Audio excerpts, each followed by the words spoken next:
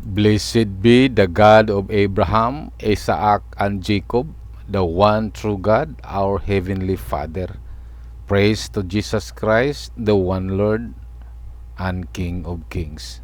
Kumusta mga igsoon?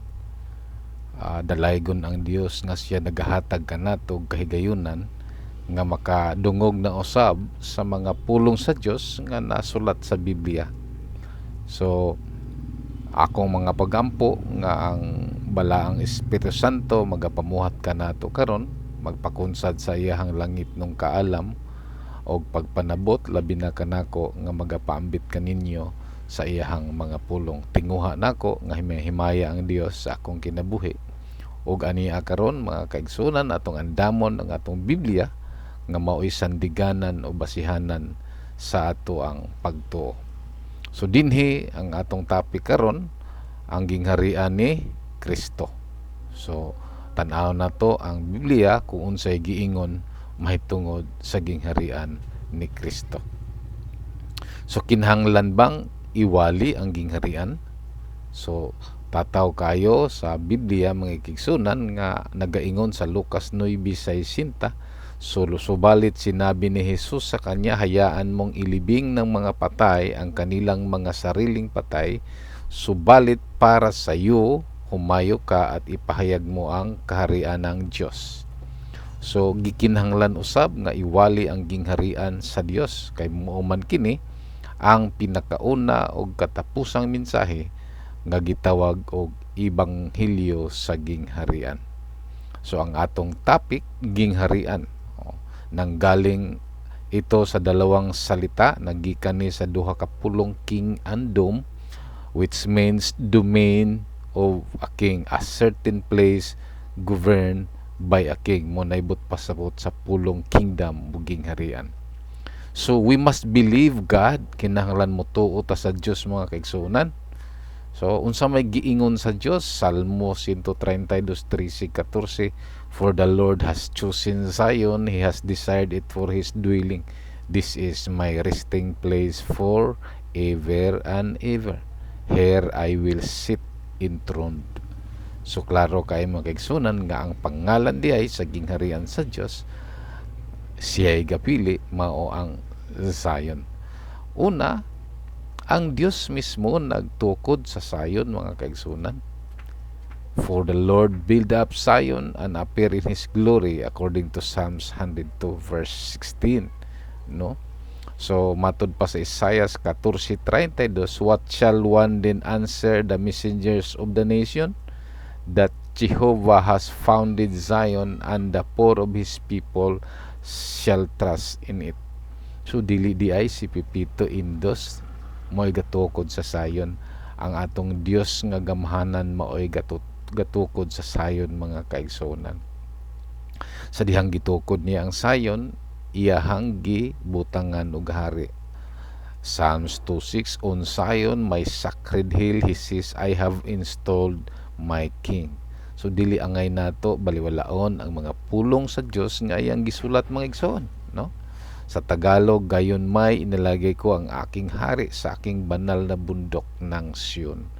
So tan-awon kay nato mga kaigsunan aron dili ta malibungan, dili ta malipat. Ang Dios nag-install og hari diha sa Sion, no? Siya ang nag-install og hari diha sa Sion. So gipamatud-an po na sa Mateo 21:5, o nag-ingon dito sa Mateo 21:5, daughters of Zion, here is your king. Dayon ang Dios mga kaigsunan nagbutang og batong pundasyon diha sa Sion. God lay in Zion as your foundation, as stone, no? Maklaro kay na mga igsoon sa Isaiah 28:16, Roma 9:33 og 1 Pedro 2:6. So gipamatud-an sa tulo ka teksto nga nagkaparihas pag-istorya nga ang Dios Amahan mo'y nagbutang og sukaranang bato dinhi gayud sa Sion. So tataw mga igsoon nga kini si Jesus mao ang bato. Nya siya pud ang dalan, siya pud ang pultahan. Mabasa na to na sa Juan 19, 11, 16, Juan 14:6, buhat 4, 11 ug 12.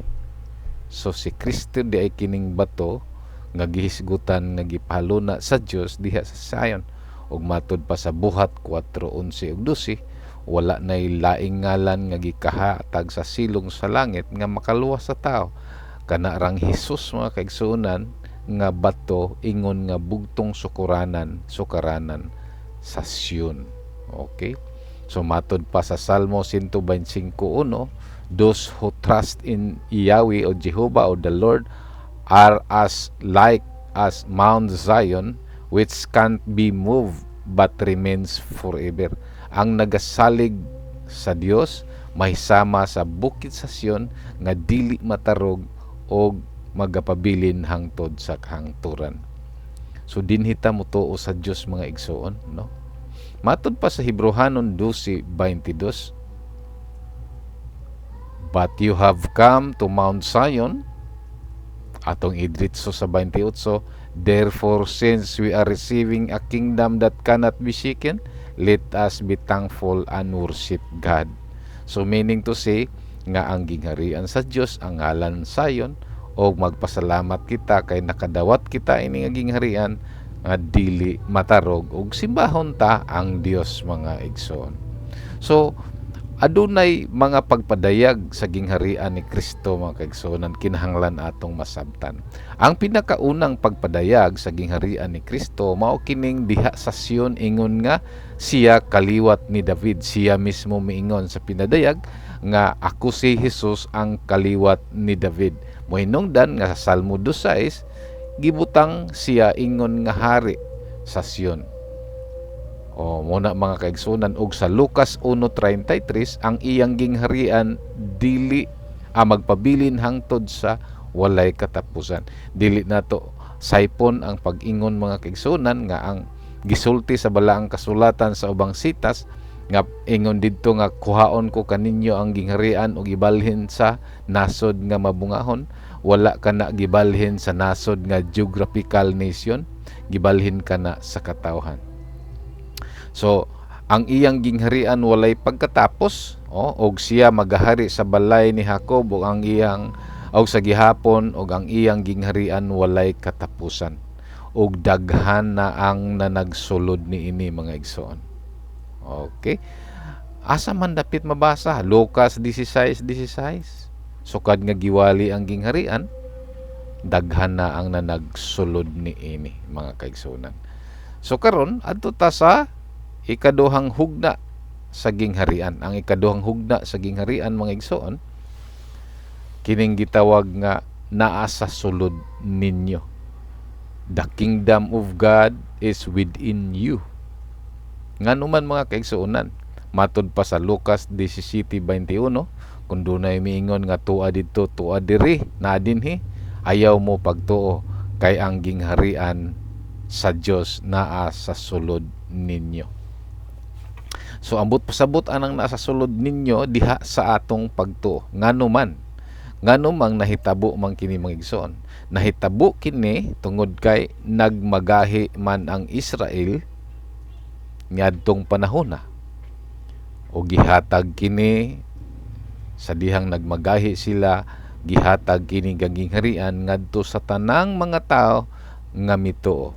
Wala giingon nga ihatag sa Roma, wala giingon nga ihatag sa Pilipinas, sa Davao, wala giingon nga ihatag sa Korea. Ihatag niya kini sa gitawag og Holy Nation, mga tao kini, pagtuo kini sa tanang mga mituo. Unya daghan na usab ang nabalhin dinhi niini. Matod pa ni Pablo sa Colosas 1:13, ingon siya, giluwas kita niya gikan sa kagahom sa kangitngit, og nagbalhin kanato sa gingharian ni Kristo. Sa ato pa, mga igsoon, kining gingharian ni Kristo available na siya ni adto pang panahon sa dihang nagapanudlo ang atong Ginoong Hesukristo og nagapanudlo si Pedro hangtod ni Pablo. Maubitaw nga sa diha nga gitukod ni Kristo ang iglesia, iyang gihatag ngadto ni Pedro ang mga yawi. So ang purpose sa yawi mao ang pagpasulod sa mga katawhan diha sa gingharian ni Kristo. So mao kini ang gihisgutan sa balaang kasulatan mga igsoon, ug ang ikatulong pagpadayag sa gingharian ni Kristo mahitabo kini mga kaigsunan human sa rapture. Human sa rapture mobalik ang tanang mga sumusunod niya sa literal gayod geographical Mount Zion, ug didto maghari si Kristo Jesus sa 1,000 ka tuig, ug mo kana ang ikatulong hugna sa gingharian ni Kristo. Ug didto mga kaigsunan sa gingharian ni Kristo sa gitawag nato og millennial kingdom, dunay duha ka klaseng mga tao dito, kadtong mga mortal nga survivor gikan sa Great Tribulation, o kadtong mga immortal, mortal og immortal nga kauban gidala ni Kristo nga gitawag og bride katong nadala sa pag-rapture og mobalik si Kristo Jesus sa yuta og maghari siya. Gitawag siya hari sa mga hari tungod kay daghan siyang kaubang maghari. Ang matag kauban niining maghari kadtong 144,000 nga mga taong balaan sa una og hangtod karon nga napili niyang representative sa 12 ka banay ni Jacob mga kaigsunan. So mauna ang gingharian sa atong Ginoong Hesukristo. So ang pinaka-top priority mga kuman o sugos Ginoo nga isangyaw kining mao nga gingharian. Mo kini ang first and the last preaching sumala sa Mateo 24:14. So karon mga kaigsunan nasabtan nato nga ang ngalan sa gingharian sa atong Ginoong Hesukristo nga gihatag kaniya sa Dios way lain ang sayon busa tataw kayo nga dinhi sa gingharian sa Dios, we are eternally secured. Matod pa dinhi in Zion, for there the Lord commanded the blessings, even eternal life. Kung tanaw nimo ang Salmo 133 versikulo 3, og tanaw niyo ang Juan 6:40, Juan 10:16, 28 ug 29. So daghang salamat mga igsoon sa imong pagpamati. Kung doon na kay mga pangutana, ayaw lang kaikog sa pag-comment sa ubos, o kung imong nagustuhan, paki-like na lang pod, subscribe sa atong channel og i-share ngadto sa uman. Hinaot nga panalanginan ka sa Ginoo og ipadayag usab nini kini kanimo kining mao nga kamatuoran. Daghan pang mga pagtulunan sumpay niini, ayaw sipyata ang subaybay mga kaigsuonan. Shalom, God bless you.